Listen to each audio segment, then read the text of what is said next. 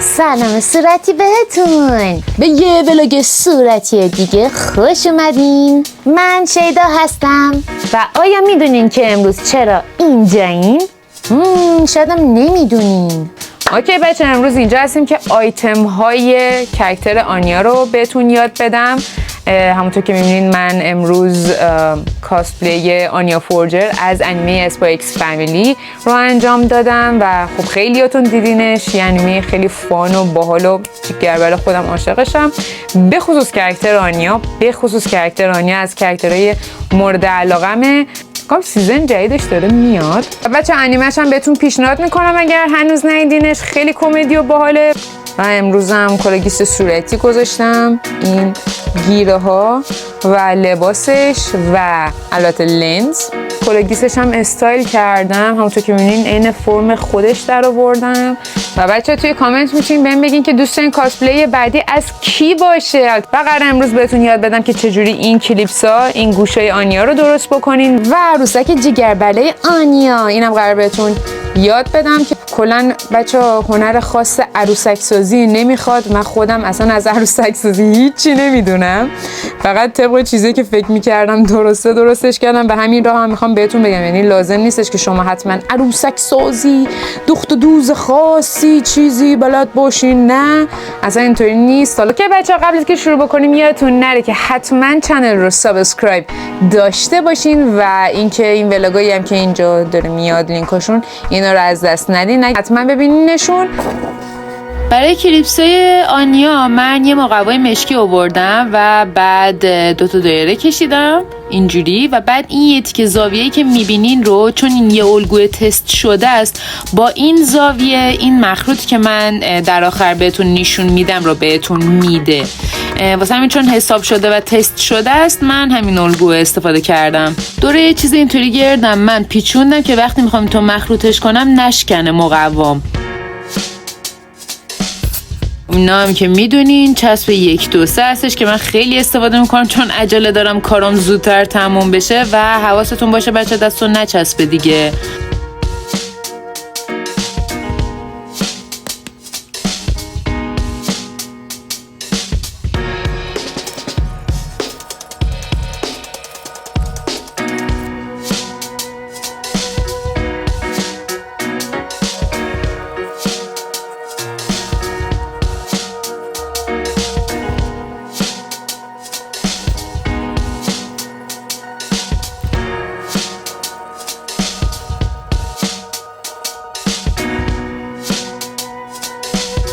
و بعد در آخر حالت تل مانند درش آوردم که راحت فیت شه رو سر. میبینین اینم توره،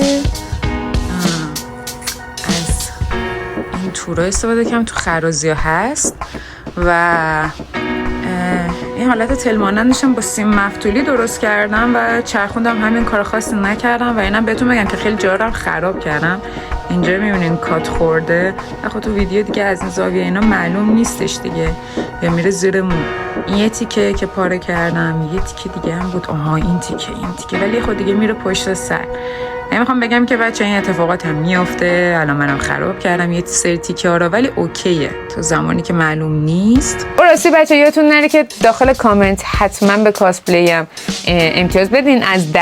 توی کامنت خوشحال میشم که نظرتون رو بدونم که چجوری کار کردم. خوشحال میشم نظرتون رو بدونم. اینم یه اسپویل ریز از پستی که قراره با تم آنیا بذارم توی اینستا، گفتم آمادتون کرده باشم. حالا همه کارهایی که کردم براشو بهتون یاد میدم که بدونین چجوری میتونین درستش بکنین با خیلی چیزهای ساده و دم دستی حتی. ولی خب اول باید الگو درست بکنیم، اینجوری بکشیم که بعد بزنیم رو پارچه یه اندازه دستمون باشه. و اینم بهتون بگم که بچه اصلا الگو به درد من نخورد، چون اینجا کشیدم و بریدم و در آخر یه روش دیگه تست کردم. برای همین میگم باید ویدیو منو تا آخر ببینید. کاغذ اینجا مچاله کردم، گذاشتم داخل پارچه، پارچه رو گذاشتم داخل پارچه، اینطوری مثل بخچه درستش کردم و اینا رو چسبوندم و در آخر برای محکم‌تر شدنش چرت و پرت مانند دوختم. این دوتا رو هم دیگه چسبوندم که میشه سرش و شکمش. از این پلاستیکای بادبادی هم برشم توش روزنامه کردم که این قراره بره داخل دستش رو و پاهاشو پر کنه اینطوری. اینم که اینجوری چسبوندم بهش پارچه رو، بغل رو هم چسبوندم و بعد اینم باز مثل بخچه درست کردمش. البته فکر نکنین دوختن بلد نیستم و چرا بلدم، ولی به جاش باید این دوختن مهارتش استفاده بشه، نه جایی که میخوای ببندی کارو و قرار نیست معلوم باشه. و بازم اینم دوختم برای اطمینان، اینم بازم چرت و پرت دوختم فقط در حد اینکه بدونم محکمه، فکر نکنین رو بیس خاصی من دارم میدوزم. قیچی کردم اضافه ها رو.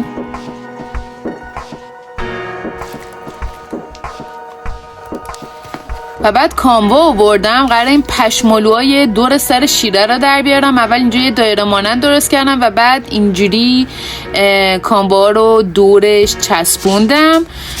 همونطور که میبینید خب همین کار رو ادامه دادم و بعد شروع کردم به شونه کردنش. بله شونه کردم که حالت مو پیدا بکنه اینطوری و اینا رو صاف کردم با مو صاف کن، آره، که این فرفریش بره.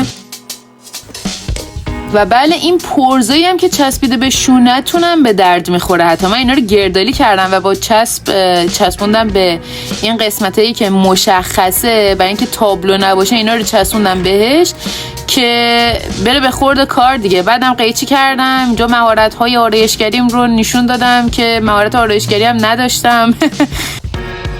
و بعدم با اکریلیک رنگش کردم و بعد از این خمیرهای سبک آوردم که خب تو ایران بهش میگن کلی ولی اسمش در واقع اسم خمیر فومه.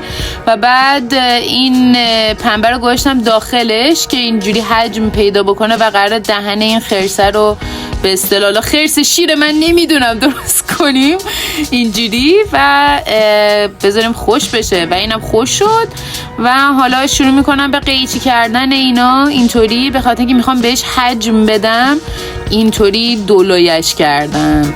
کلا عروسک آنیا همونطور که دیدیم خیلی عجیب غریبه. اینی هم که دارم روش الگو میکشم در واقع فوم هستش، فومیه که پشتش چسب داره. الان دارم سعی میکنم که سمهاش رو در بیارم، حالا پاهاش سم دیگه. بعد اینجا هم میخوام که بچسبونم همونطور که میبینین. برای اینکه بخوام به اون حجم برسم این شکلی باید ببرینش و چسب حرارتی جواب خیلی نذارین چسب حرارتی بمونه که باد بکنه فومتون. این تیکه هم بریدم که این فومه رو بذارم داخلش که قشنگ حالت سم پیدا بکنه.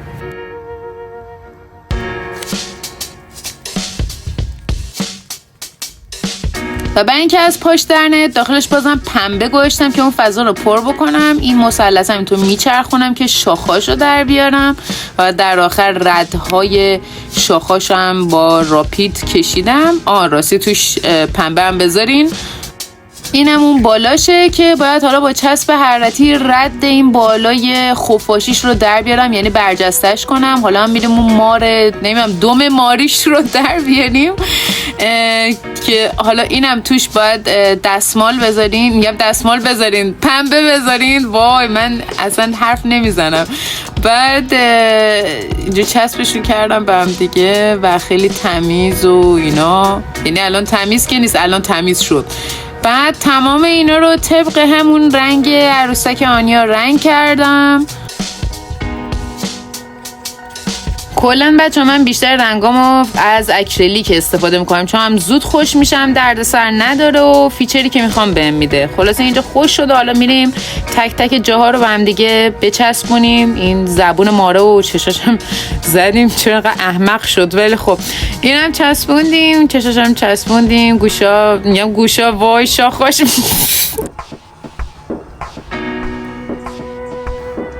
و در آخر عروسک جذاب لعنتی آنیا که برای حالا کاسپلی آنیا یا برای دکورتون میتونین استفادهش بکنین. و من حالا هم برای کاسپلی میخواستم بذارمش تو اتاقم. راستش امیدوارم که از آموزشش لذت برده باشین بچه. همونطور که دیدین اونقدر سخت نبود. چرا تایم گیر هست، گفتم که بهتون یاد داده باشم، به خاطر اینکه خب میدونین من عادتم هر کاسپلی که انجام میدم که آیتم داره رو خب بهتون یاد میدم. خودم خیلی دوستش دارم. اکول منه، بیبی منه این. ماره. واقعا نمیدونم چی فکر کرده بوده سازنده یعنی مانگاکای اسپای ایکس فامیلی که همچین چیزی خلق کرده. اونم لذت برده باشین بچه. تا کاسپلی های بعدی و تا آیتم های جدید بعدی، حتی حالا آموزش های دیگه هم میذارم. تا یه ولاگ صورتی دیگه.